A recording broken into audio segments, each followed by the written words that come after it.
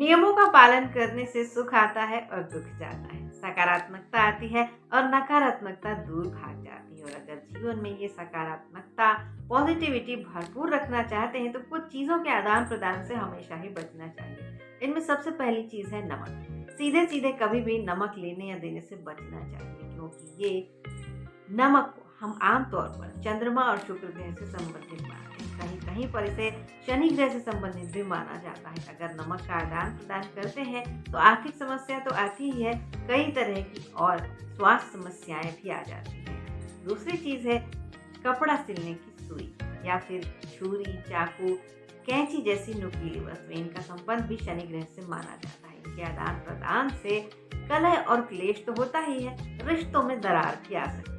तीसरी चीज है रुमाल, जिसका संबंध शुक्र ग्रह से माना जाता है।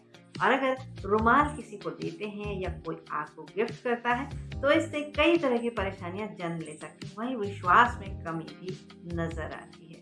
चौथी चीज है तेल, जिसका संबंध उसकी प्रकृति के अनुसार अलग अलग ग्रहों से होता है। अगर हम किसी से तेल लेते हैं या मुफ्त में किसी को तेल देते हैं तो इससे भाग्य में कमी होती है और आर्थिक समस्या भी आती है।